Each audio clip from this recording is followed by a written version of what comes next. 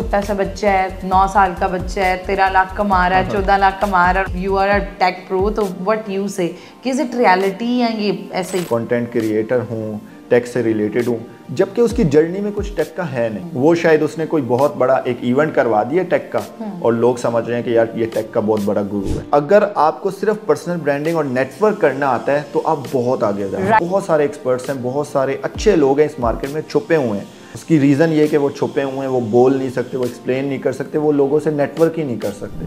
अस्सलामुअलैकुम, welcome to chai with CEO at Kasim Ali Shah foundation. It's me doctor Warda Sikandar here. आज हमारे साथ जो एक डायनामिक CEO मौजूद हैं जिनका बहुत ज़्यादा इनपुट है टेक इंडस्ट्री में, और उसके साथ साथ सबसे इंटरेस्टिंग बात यह है कि इनकी उम्र बहुत कम है but he do a lot in tech industry with a lot of diversity. So without wait किए आपको मिलवाते हैं हमारे आज के गेस्ट से, मोहम्मद अरसलान खान। क्या हाल है, कैसे हैं आप? ठीक ठाक, बिल्कुल। आप सुनाएं। I am good, thank you so much, आपने अपना टाइम दिया। अच्छा, सबसे पहले तो आप अपनी जर्नी शेयर करें कि माशाल्लाह आई सी आप तो बड़े यंग से CEO हैं, तो हाउ योर जर्नी बिगन और किस तरह अपनी कंपनी का प्लान किया, कितने हर्डल्स आए, क्या क्या चैलेंजेस फेस किए? अच्छा, मेरा जो बैकग्राउंड है वो क्वालिफ़िकेशन में वो CA से बैकग्राउंड मेरा अच्छा, है। तो बैक इन 2016 मैंने चार्टर्ड अकाउंटेंसी स्टार्ट किया था और स्कैन स्कूल ऑफ अकाउंटेंसी से। तो जब मैंने CA स्टार्ट किया था तो उससे पहले मेरा जहन यही था कि मुझे कुछ ऐसी क्वालिफ़िकेशन करनी है कि वो मतलब थोड़ी अलग हो। तो मैं सर्च करता था, उससे पहले मैंने सॉफ्टवेयर इंजीनियरिंग का सोचा था, लेकिन मैं यही देखता रहता था कि यार जिसका मार्केट में ऐसा नाम हो कि यार ये तो बड़ा टफ है या ये तो बड़ा अच्छा है। यानी आपको शुरू से ही चैलेंजेस लेने का शौक था? मैं रिस्क और चैलेंजेस ये मुझे बहुत अच्छे लगते हैं और आई नो कि मैंने बहुत नुकसानात भी उठाए हैं इससे, लेकिन एक आदत सी बनी हुई है, मतलब नुकसान के बाद भी वो चीज़ देखना। खैर, मैं इतना ज़्यादा अकाउंटिंग या कैलकुलेशंस में तेज़ नहीं था, स्टिल मैं CA में आ गया क्योंकि मुझे पता था कि मेरा मैथ्स बहुत वीक है और इतना वीक है कि 4th क्लास में भी फेल होता था मैथ्स में। तो फिर भी वो सारा कुछ मतलब बाकी इंग्लिश और बहुत सब्जेक्ट्स बहुत अच्छे थे, वो विदाउट एनी मतलब प्रिपरेशन मेरे पास होते थे, लेकिन मैथ्स नहीं होता था कभी भी। तो जब CA में आया तो वहाँ पे भी पहले लेवल पे मैथमेटिक्स क्वांटिटेटिव मेथड्स था, वो भी फेल हो गया। तो ऐसे ही फिर आगे चलता गया CA में। मैंने कहा यार इसके बगैर तो गुजारा नहीं होगा, ये पास तो करना पड़ेगा क्योंकि अब तो ये कुछ ऐसा है कि ये तो क्लासेस नहीं है कि सेकंड ईयर पास हो गया या मैट्रिक पास हो गया, मैं तो अटका रहूँगा। खैर, वो बात जब मैंने वो मैथ्स पास किया QM, वो मेरे लिए कुछ ऐसा था कि बहुत मुश्किल था क्योंकि मुझे मेरा माइंड पिक नहीं करता मैथ्स या कैलकुलेशंस।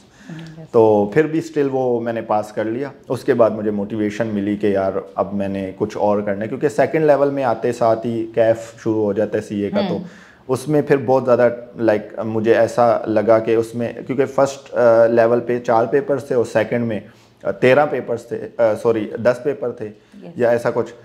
तो मुझे लगा कि अब मेरे पास बहुत टाइम है, स्टडीज़ के साथ साथ मैं कुछ ऐसा करूँ। खैर, बहुत सारे ट्राइज किए, कुछ घर से पैसे आते थे, हॉस्टलाइज होते थे, थोड़ी बहुत सेविंग करके कुछ नया स्टार्ट करना, कुछ बाय सेल कर देना। नहीं पता था, आइडिया नहीं था कि ई-कॉमर्स क्या होता है वगैरह वगैरह, लेकिन स्टिल मतलब कुछ बाइंग सेलिंग और कुछ ऐसा करता रहता था। तो आहिस्ता आहिस्ता जब ये हमारा कोविड-19 आया तो 2019 से पहले मुझे ना फ्रीलांसिंग का कुछ आइडिया हो गया था कि यार ऐसे फाइवर पे लोग जाते हैं या अपवर्क पे लोग जाते हैं। तो वो स्टार्ट किया था। जब स्टार्ट किया तो मुझे कामयाबी ना, मतलब रिस्क तो मैं लेता हूँ, लेकिन मैंने अपनी लाइफ में ये नोट किया कि थोड़ी जल्दी कामयाबी मिल जाती है, अल्लाह का शुक्र है। तो जब मैंने फाइवर नजर भी आ रहा है, you are very young CEO माशाल्लाह। फाइवर पे बहुत सारे लोग अब कर रहे होते हैं, ऑर्डर्स नहीं आते, ये नहीं आता, वो बहुत गिले होते हैं, लेकिन मुझे पहले 3 दिनों में ही 2-3 ऑर्डर्स मिले थे। किस तरह हुआ ये हुआ था कि जब रमज़ान था और मैं घर में बैठा हुआ था, छुट्टियों पे गया हुआ था, तो मैंने ये एक वर्ड सुना कि फाइवर होता है, वहाँ पे यूँ अकाउंट बनाते हैं वगैरह वगैरह, लेकिन मैंने कभी किसी से पूछा नहीं कि यार ये क्या होता है। तो मेरी ना रिसर्चिंग पावर बहुत तेज़ है। मैं इंटरनेट पे अगर कोई एक वर्ड है उसका मतलब भी पता है तो मैं फिर भी सर्च कर देता हूँ। मतलब ये गूगल और अभी तो ChatGPT यानी continuous learning, that is effective. Google में बहुत ज़्यादा सर्च इंजन मैंने बहुत ज़्यादा अपनी लाइफ में यूज़ किया, कुछ भी हो बस मैंने वहीं पे पुट करना है। तो इस वजह से मुझे फाइवर थोड़ा ज़्यादा पता लगने लग गया। मुझे बाकी क्वेश्चन मैंने सब गूगल से ली, क्योंकि चैट जीपीटी तब नहीं था। तो अभी चैट जीपीटी जब से आया, अब तो मेरा बहुत ज़्यादा रिसर्च बहुत ज़्यादा हो गई है, लेकिन गूगल में स्टिल थोड़ी मुश्किल होती थी कि यार एग्जैक्टली क्वेश्चन का आंसर नहीं मिलता था। तो मैं रमज़ान था, बस सहरी का वेट कर रहे थे और मैंने अकाउंट बनाया। एट लास्ट मैंने थोड़ा बहुत सीख लिया, 2 दिन में ही मैंने इधर उधर से सारा गूगल से सीखा। तो उस वक्त ऐसे होता था कि बायर रिक्वेस्ट होती थी फाइवर पे, जो अब ऑप्शन नहीं होता। वो 10 आप भेज सकते हो, बिडिंग कर सकते हो। तो वो मैंने तकरीबन 10 भेजी और उसके बाद मुझे मैसेज आ गया, और पहला मैसेज था पाकिस्तानी का। Okay. और वो एक लड़की थी, वो यूनिवर्सिटी का कोई प्रोजेक्ट लेके आई थी, लेकिन वो कह रही थी व्हाट्सएप नंबर शेयर कर दें और मैंने आपको ये प्रोजेक्ट देना है। $20 में कुछ ऐसा वो था। रिसर्च करनी थी इस्लामाबाद के गवर्नमेंट स्कूल्स पे।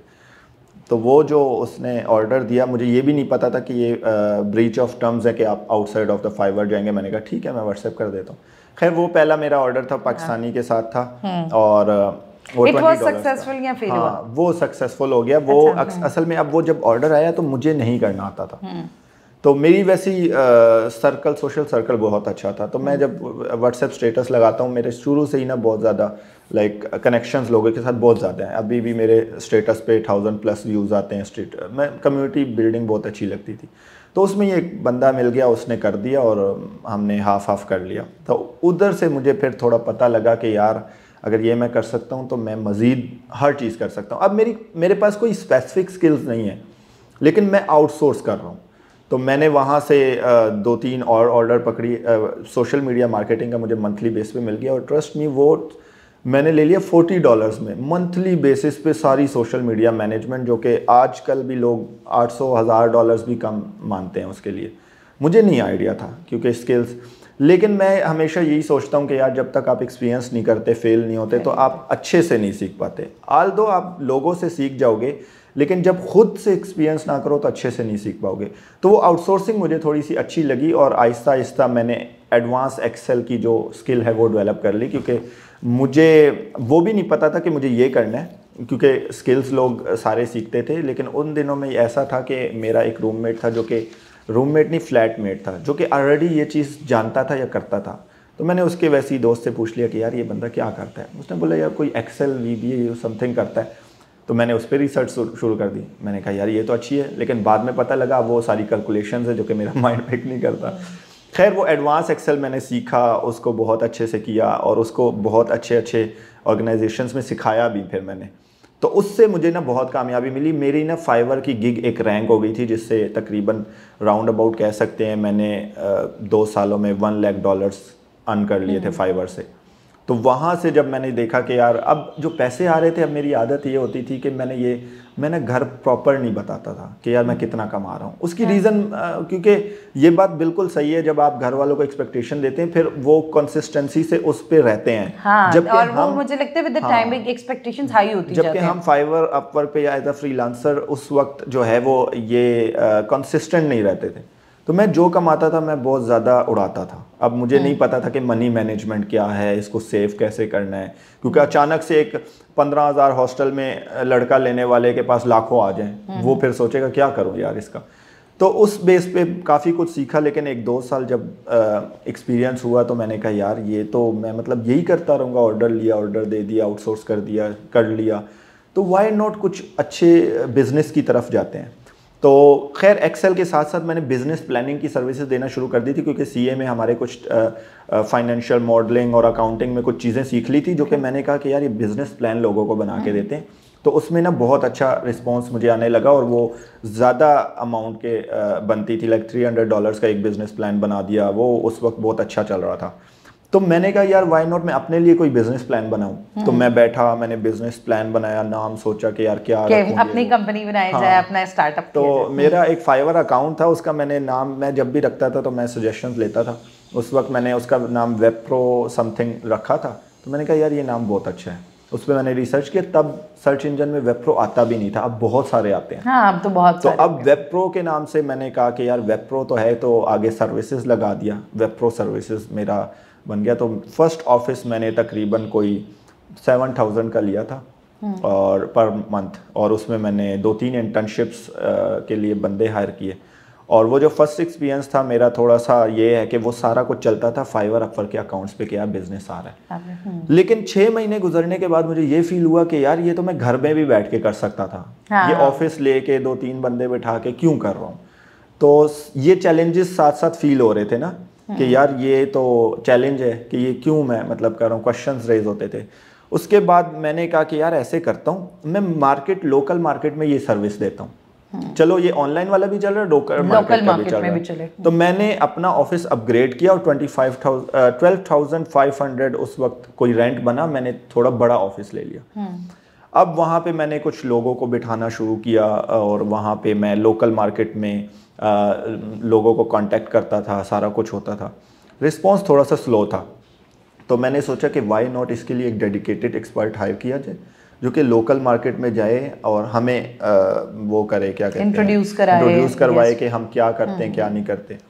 तो उसके लिए ये है कि मैंने एक बंदे को हायर किया, कुछ क्लाइंट्स मेरे पास आ गए जो कि मंथली बेसिस पे मेरे ऑफिस का खर्चा भी निकल रहा था, एम्प्लॉइज़ का भी निकल रहा था, बहुत अच्छा चल रहा था। तो मैंने जंप कर लिया 25,000 के ऑफिस पे। तो ऐसी मतलब ग्रोथ होती रहे। तो वहाँ से फिर लोकल मार्केट का भी बिजनेस आता गया, इंटरनेशनली भी। लेकिन एक वक्त आया कि मैंने सोचा कि यार ये जो फ्रीलांस प्लेटफॉर्म है, जैसे कि पाकिस्तान में ना हर चीज़ बैन होने का ख़तरा होता है। हाँ, पता नहीं होता कि क्या कल बैन हो जाएगा, क्या आज बैन हो जाएगा, क्योंकि हर तरह के नज़रिए के लोग मौजूद हैं। लेट्स से कभी इस्लामिक डिस्कशंस कह लें, रिलीजियस कह लें, जैसे कि फ़लस्तीन और इसराइल, अब फाइवर इसराइल का है, ठीक है। तो ये यानी ये जो जंग और ये वाली चीजें होती हैं, ये बहुत ज्यादा आईटी के बिजनेस को इफेक्ट करती है इस सेंस में कि जो फ्रीलांसर्स हैं, अगर वो आपको इफेक्ट ना भी करें, आपका नज़रिया कुछ और है, आप कहते हो कि यार ये जो फाइवर है ये तो इसराइल में सिर्फ टैक्सेस पे करता है, इनका क्या काम है उधर। जैसे कि यहाँ पे लोग बहुत सारे KFC मैकडोनल्ड्स को सपोर्ट कर रहे होते हैं कि यार इनका क्या है, ये तो टैक्सेस पे करते हैं, या इनके शेयर होल्डर्स डिफरेंट कंट्रीज से हैं। तो स्टिल एक दूसरे को बोलना, कमेंट्स करना, ये सब कुछ चलता रहता है इस फील्ड में भी। क्योंकि ऑफ कोर्स अगर हम आईटी में भी आगे जा रहे हैं तो जो प्रोडक्ट्स हैं या जो प्लेटफॉर्म्स हैं वो असल मायनों में तो उस यूरोपियन या वेस्टर्न से आ रही है ना। वो तो हम इतने नहीं है कि पाकिस्तान का कोई फ्रीलांस प्लेटफॉर्म है और हम उस पर काम करें। क्योंकि मैं सोचता हूँ कि जब भी आप कुछ चीज़ बंद करना चाहते हो तो उसका अल्टरनेटिव भी आप खुद क्रिएट करो ना, फिर मज़ा आए। तो ये वाली चीज़ें चलती रहती हैं। तो फिर इस बारे में मैंने सोचा कि यार ये कभी भी कुछ भी हो सकता है। लेट्स से गवर्नमेंट कह दे कि आज के बाद ये फाइबर नहीं चलेगा पाकिस्तान में, तो हमारा तो इंटरनेट के इश्यूज फिर बहुत आते थे एक वक्त में कि वो ऑर्डर्स लेट होना, वो बहुत कुछ चलता रहता है, ये भी आपको पता है। तो उसके केस में मैंने डायरेक्ट क्लाइंट हंटिंग शुरू कर दी थी। डायरेक्ट क्लाइंट हंटिंग में बहुत ज़्यादा मज़े।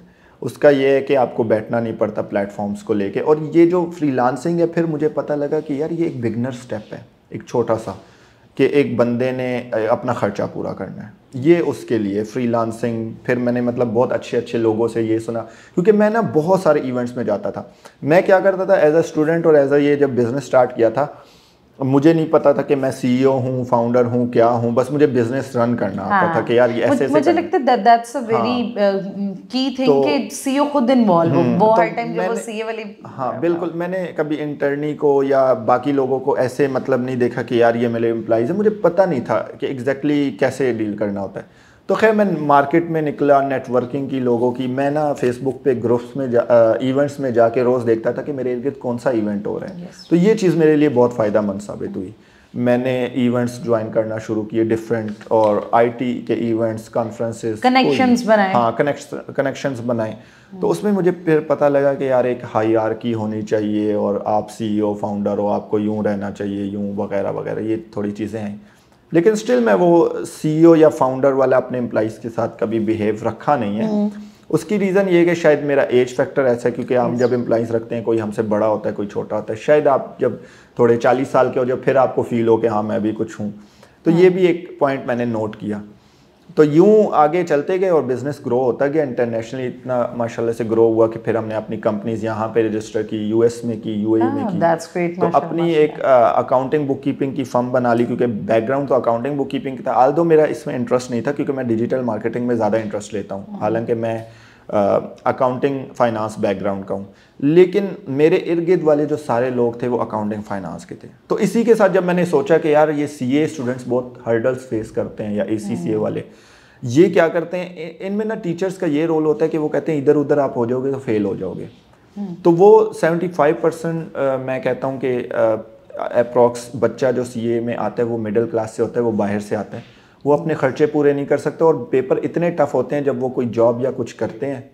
इसी के साथ मैंने ये सोचा कि ये जो सीए एसीसी स्टूडेंट्स हैं ये बड़े हर्डर्स, क्योंकि मैं उस फील्ड से आया हुआ था, क्योंकि आप जब आधा हाफ सीए कर ले तो सीए इंटर लेट से, क्योंकि बाकी सीए वाले जो सीए के अलावा लोग हैं वो नहीं समझते कि यार सीए इंटर क्या होता है, इंटरमीडिएट कैफ लेवल के बाद कितने पेपर पास हो के आप आर्टिकल्स या ऑडिट ट्रेनिंग करते हो। उसमें भी आपको आजकल भी, मतलब मेरे दौर में भी तकरीबन कोई 15,000 स्टेपेंड मिल रहा था। आप इतने प्रीमियम क्वालिफिकेशन करते हो तो आप खर्चे नहीं अफोर्ड कर सकते। ये सब सोचते हुए मैंने सोचा कि यार क्यों ना मैं एक ट्रेनिंग प्रोग्राम लॉन्च करूं और यही चीज़ें उनको सिखाऊं जो सीए एसीसी वाले के, यार मैं भी कर रहा हूं आप भी करो। उस सेंस में मैंने जब लॉन्च किया तो बहुत अच्छा रिस्पॉन्स निकला। मेरे पास बच्चे आने शुरू हो गए, आहिस्ता आहिस्ता आहिस्ता आहिस्ता इतनी आवाम शुरू हुई कि मेरा वो जो सर्विसेज वाला माइंडसेट था वो थोड़ा सा मतलब पीछे रह रहा था। ट्रेनिंग में थोड़ा सा ज़्यादा मज़ा आने लग गया, बच्चे आने लग गए, अपनी मुश्किलात बताने लग गए, आहिस्ता आहिस्ता ग्रो हुआ। तो मैंने सोचा यार इसको ना थोड़ा सा एजुकेशनल ट्रेनिंग इंस्टीट्यूट में कन्वर्ट किया जाए। तो उसका मैंने नाम वेप्रो स्कूल ऑफ फ्रीलांसिंग रख दिया कि यार इसमें मैंने सीए एसीसी स्टूडेंट्स को ट्रेन करना है। तो अब तक तकरीबन 3 सालों में 8,000 प्लस स्टूडेंट्स मैं ट्रेन कर चुका हूँ। 500 प्लस सक्सेस स्टोरीज़ हैं जो कि साल 2024 में $500,000 मतलब $5 लाख या 13-14 करोड़ आप कह सकते हैं पाकिस्तानी इस इकोनॉमी में कंट्रीब्यूट किया है। जो सक्सेस स्टोरीज़ हैं जिन्होंने अच्छे खासे डॉलर्स कमा रहे हैं, ऐसे मेरे स्टूडेंट्स हैं जो कि आगे बहुत बड़े लेवल पे पहुंच गए हैं। क्योंकि इस जर्नी में अगर आप एक बंदे को सिखाते हो तो वो मतलब अगर 10 बंदों में से 2-3 सीख जाते हैं वो बहुत बड़े लेवल पे चले जाते हैं, क्योंकि लाजमी वाले डॉलर्स कमाना है, ऑनलाइन काम करना है, सारा कुछ करना है। तो वो वेप्रो स्कूल ऑफ फ्रीलांसिंग को रजिस्टर्ड किया, उसका एक कैंपस बना दिया, यहीं पे लाहौर में बनाया था और 3 साल उसको फ़िज़िकल उसमें रन किया, फ़िज़िकल क्लासेस दी, ट्रेनिंग्स दी। लेकिन 2024 में हमारी एनरोलमेंट्स 90% ऑनलाइन के लिए हो रही थी, सारा कुछ ऑनलाइन शिफ्ट हो रहा था। तो अब हमने सारा मॉडल एलएमएस बेस पे ऑनलाइन कर दिया। तो वो जो सिस्टम है अब वो उसको भी मैं देख रहा हूँ। अब पूरे पाकिस्तान में मैं ट्रैवल करता हूँ, डिफरेंट यूनिवर्सिटीज़, डिफरेंट कॉलेजेस, हर जगह पे जाके मैं सेशंस करता हूँ। तो फिर मैं वेप्रो स्कूल ऑफ फ्रीलांसिंग के तौर पे ज़्यादा रिप्रेजेंट करता हूँ पाकिस्तान में, क्योंकि आपकी सर्विस इंडस्ट्री जो हमारी है मैं यूएस यूके के लिए रखता हूँ। वो यहाँ पे आप शो करो ना करो, it does not matter. Basic lines मिलना, यानी दैट्स योर वेरी लाइक बहुत छोटे लेवल से स्टार्ट किया था बट माशाल्लाह आप जैसे यू आर डूइंग ग्रेट। अच्छा, बहुत सारे टेक ट्रेंड्स हैं जो कि ओवर हाइप्ड है। अब जैसे जी आजकल एक बहुत ज़्यादा ट्रेंड जी मैं सुनती हूँ, छोटा सा बच्चा है, 9 साल का बच्चा है, 13 लाख कमा रहा है, 14 लाख कमा रहा है, और मुझे लगता है बाकी जो पेरेंट्स हैं देयर कम, और जिसमें कोई लॉजिकली बात समझ में नहीं आती। तो आप जैसे you are a tech pro, तो व्हाट यू से कि इज इट रियलिटी या ये ऐसे ही है? देखिए, पाकिस्तानी मार्केट में तो ये बहुत रेयर केस है कि एक बच्चा डॉलर्स हज़ारों कमा रहा है, बहुत रेयर केस है। पाकिस्तान मार्केट में बच्चों की सूरत में नहीं, अगर बड़ों की सूरत में भी देखो तो बहुत सारे लोग जो हैं वो रियल मायनों में काम नहीं कर रहे। ठीक है, वो शो सिर्फ करते हैं। अब मैंने यहाँ पे टेक इंडस्ट्री में बहुत सारे टेक इवेंट्स होते हैं, मैं जाता रहता हूँ, लेकिन अंदर से कुछ लोगों का जब पता लगा कि यार वो तो टेक से ताल्लुक ही नहीं रखते और टेक में इतने आगे हैं कि लोग कहते हैं कि यार बस यही है। बहुत सारे ऐसे लोग हैं जो कि बल्कि मार्केट में सबको एक दूसरे का पता है। तो यहाँ पे ना एक टेक जो चीज़ है, इसमें ना ये इन्फ्लुएंसर्स और कंटेंट क्रिएटर्स वाला जो वो है, क्या कहते हैं, ये एक अलग चीज़ होती है, लेकिन ये टेक में भी डाल दिया गया है कि मैं टेक इन्फ्लुएंसर हूँ, टेक वो हूँ, क्या कहते हैं, कंटेंट क्रिएटर हूँ, टेक से रिलेटेड हूँ, जबकि उसकी जर्नी में कुछ टेक का है नहीं। वो शायद उसने कोई बहुत बड़ा एक इवेंट करवा दिया टेक का और लोग समझ रहे हैं कि यार ये टेक का बहुत बड़ा गुरु है, ठीक है, वो टेक से है ही नहीं। तो ऐसे बहुत सारे लोग हैं। ऐसे फिर बच्चों में आता है, अब एक आध बच्चे को देखते हुए बाकी पेरेंट्स भी करते हैं कि यार ये तो बड़ा ये तो इतना कर रहा है और हमारा बच्चा कुछ नहीं, हमारा बच्चा इससे में स्कूल जा रहा है। क्योंकि मेरे यहाँ पे मतलब हमने इतना एक्सपीरियंस किया, हम क्लाइंट्स को सेटिस्फाइड नहीं कर पाते, ये कैसे कर पाते हैं। और एक छोटा सा मैं कह रहा हूँ रेयर केस है, शायद एक आध, जैसे अरफा करीम थी, ठीक है, रेयर केस है ना, मतलब माइक्रोसॉफ्ट के ऑनर ने खुद बुलाए, बिल गेट्स ने, मज़ीद ऐसे 2-3 और अच्छे बच्चे आए हैं जिनका एक नाम हुआ है। लेकिन जो हमारे टेक फील्ड में आजकल आई डोंट थिंक सो कि मतलब ऐसा है, मतलब वो अच्छा बोल सकते हैं, वो बात कर सकते हैं, वो लोगों को इन्फ्लुएंस कर सकते हैं कि हाँ यार ये बच्चा बहुत तेज़ है, तो वो उस मायनों में आगे हैं और उनको लगता है कि शायद इसकी जो बोलचाल है, इसकी मासूमियत है, वो लोगों को ज़्यादा अट्रैक्ट करती है रेदर देन उसका टेक बैकग्राउंड। वो क्या कमाता है, वो कितने कमाता है, लोगों को कोई मसला नहीं है। वो बहुत तेज़ है, मार्केट में बात कर सकता है, एज अ स्पीच कर सकता है, तो वो टेक के तौर पे आगे आ रहा है, हालांकि वो टेक है नहीं। एग्जैक्टली बड़ा मज़ा आया आपके साथ गुफ्तगू में। एट द एंड आप कासिम अली शाह फाउंडेशन के फोरम से, हमारी ये CEO विद चाय फोरम से क्या मैसेज देना चाहेंगे आने वाले CEOs को, यंग लोग जो स्ट्रगल कर रहे हैं, किस तरह कंसिस्टेंट रहे और किस तरह वो एक सक्सेसफुल CEO बन सकते हैं? अच्छा, जो आने वाले स्टूडेंट्स हैं, बच्चे हैं या फ्रीलांसर्स हैं, वो रियल मायनों में अगर CEO बनना चाहते हैं, मैंने एक जो shark tank shark tank India में पता नहीं अशनीव ग्रोवर नाम है कि क्या है, वो जज होता है, उससे किसी ने सवाल किया कि यार वो मतलब हर कोई CEO लगा लेते हैं अपने साथ। हाँ, आजकल मतलब वो ट्रेंड है ये भी कि मैं CEO ये हूँ, CEO वो हूँ। तो उसने बड़ा अच्छा जवाब दिया था और मैं भी उसके साथ बड़ा इत्तेफाक करता हूँ कि यार जो मर्जी लगाओ, at the end of the day बंदा अपने काम से पहचाना जाता है। तो मुझे भी लगता है कि CEO फाउंडर लगाना इनफ नहीं है, आपको आपके काम से पहचाना जाएगा कि आप क्या हो। तो शायद हम मतलब मार्केट में थोड़ी सी गलती ये करते हैं कि यार अगर कोई CEO है तो मुझे लगता है कि उसका रियल मायनों में काम देखा जाना चाहिए कि इस इकोनॉमी को, इस एनवायरनमेंट को, इस पाकिस्तान के मुआशरे को उसने क्या मतलब दिया वापस। उसने खुद तो सारा कुछ कर दिया, लेकिन उसने क्या दिया, क्योंकि मुझे लगता है कि काम उसका ही माना जाएगा जो वापस देगा। अपने लिए तो हर बंदा तेज़ है, वो तो कर लेगा, अपने लिए तो कोई भी बंदा जी सकता है। दूसरा, पर्सनल ब्रांडिंग और नेटवर्किंग, ये बहुत इंपॉर्टेंट है मेरे मामले में। अगर आपको सिर्फ पर्सनल ब्रांडिंग और नेटवर्क करना आता है तो आप बहुत आगे जा सकते हैं। राइट नेटवर्किंग, हाँ, ये जो नेटवर्क इज योर नेटवर्क है, ये वैसी नहीं है, ये प्रूवन बात है। क्योंकि मुझे लगता है कि मेरे अंदर सिर्फ कम्युनिकेशन नेटवर्किंग बहुत अच्छी थी, जिसकी वजह से मैं बहुत आगे जा रहा हूँ।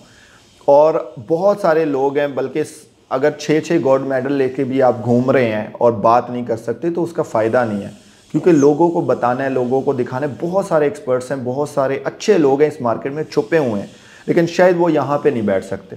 उसकी रीज़न ये है कि वो छुपे हुए हैं, वो बोल नहीं सकते, वो एक्सप्लेन नहीं कर सकते, वो लोगों से नेटवर्क ही नहीं कर सकते। तो ये बहुत इंपॉर्टेंट है यंग CEOs या बाकी लोगों के आने के लिए कि भाई आप लोग जो हैं वो नेटवर्क करें, पर्सनल ब्रांडिंग करें। लोगों को लगता है कि अच्छे इक्विपमेंट्स होंगे तो हम सामने आएंगे। मैंने जब शुरू किया था, मैं टिकटॉक की पुरानी वीडियोज़ देखता हूँ अपनी या बाकी, तो मुझे बहुत हंसी आती है। मुझे लोग कहते हैं यार डिलीट कर दो, कहीं वायरल हो जाओगे, ये वो। मैंने कहा इसी से तो आगे आया हूँ। तो आपको ये झिझक नहीं फील होनी चाहिए कि यार कंटेंट बनाते हुए लोगों का क्या है, वो मतलब क्या, मतलब लोग डरते हैं कि यार ये लोग हैं इनके कंटेंट कैसे बनाऊँ। शायद यहाँ पे बैठ के कोई व्लॉग नहीं बनाएगा कि यार ये कोई खड़े हैं, कोई बैठा हुआ है। तो ये चीज़ अपने आप से निकालनी पड़ेगी और ये बहुत मुश्किल है और मुआशरे में ये चीज़ सिखाई नहीं जा रही कि यार लोगों से ये झिझक कैसे ख़त्म करें।